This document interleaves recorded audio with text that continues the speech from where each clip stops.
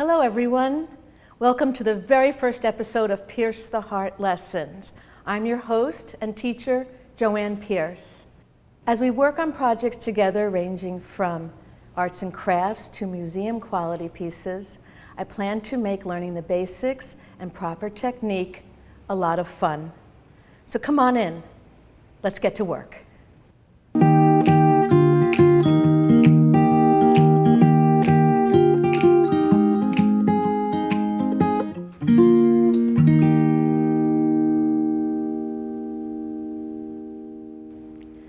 Today I'm going to show you how to draw a portrait of a horse's head and neck. This is a drawing I made of one of my favorite four-legged friends. We're going to learn how to create a line drawing into a value drawing. I'd like to talk to you about the supplies that you're going to need to do this drawing. You're going to need graphite pencils. They come in sets. Erasers, make sure they're clean. A brush to brush away the eraser crumbs. We don't want to use our hand. The erasers that we need are a polymer eraser and a kneaded eraser. So, you'll see here I have some green painter's tape on my paper. I like to measure off a standard size. I have measured off an area of 16 by 20. To begin our drawing, I'd like to show you how I want you to hold your pencil. We're going to hold the pencil like this, very loosely. And we want to imagine that there's a string at our elbow and that somebody is pulling our elbow. We want to be very loose. We do not want to be tight when we start. I start all my portraits with ovals. An oval for the neck, and an oval for the head. I'm drawing these lines very dark so the camera can see them, but at home you would draw these lines very lightly. The two ovals, and I'm going to make a line for the ears. What I've just drawn is something called a gesture. The gesture is the direction that things are going in your piece. So the neck is going this way, the head is going this way. After I'm happy with my gesture, I then go to what's called the contour. Contour is just another name for the outline. Looking up at my subject matter, which you should do often, don't try to remember what you're drawing, look at what you're drawing. I'm going to hold the pencil like as if you're writing, and I'm going to take a look at my subject. I'm going to go down the neck. Again, I'm drawing rather dark, but at home you would do this much lighter. I'm going to make an indication of the ears, come down the opposite eye, down the nose, little indication of the halter, muzzle, chin to cheek. Again, don't have to be perfect yet. And then down the neck to the shoulder.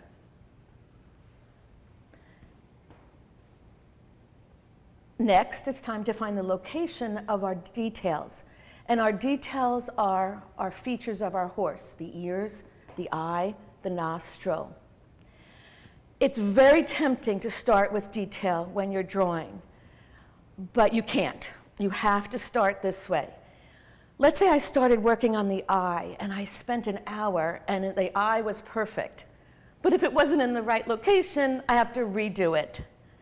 So right now I'm going to show you how to lay in the location of the features, and we'll get back to detail later. So the cheekbone of the horse is a great way to measure from.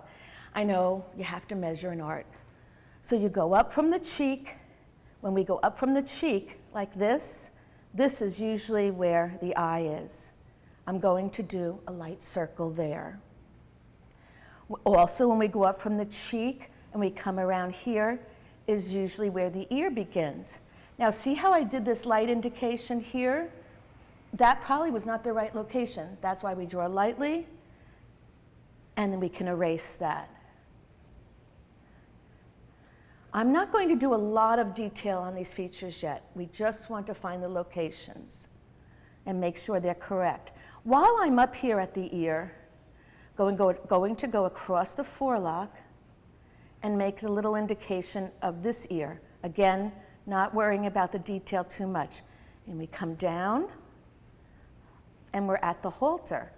It's great to have a halter or a bridle on a horse subject that you're drawing because it can help your horse's head look very round and not flat. I'm going to do a light line for the halter, a light line for the cheek piece, which then brings me down to the nostril. I like to do a lowercase d to just indicate the nostril. This area of the horse is confusing to people because we have the muzzle, the upper lip, a lower lip, and the chin. A lot of people forget that area when they're doing a portrait, so don't forget that area. Okay.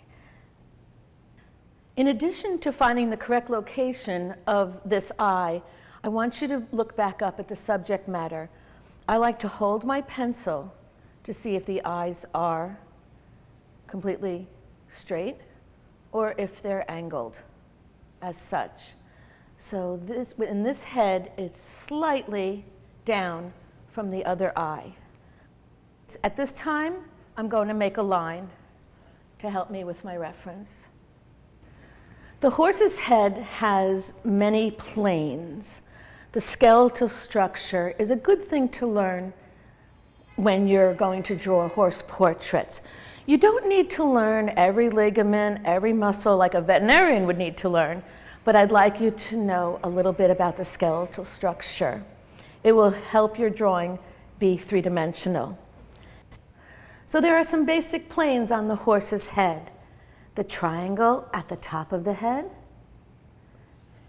a rectangle down to the nose, a round plane here, and a half circle flat plane here at the cheek.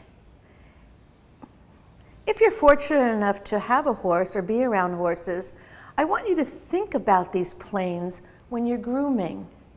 And when you're grooming, I want you to think about your drawing. Now's a good time to step back from our drawing and look at it from a distance. It's a very good practice to get into because after a while, our eyes can't see. Another good thing to do is to turn your work upside down or put it in front of a mirror. If you have made any mistakes, they will be obvious.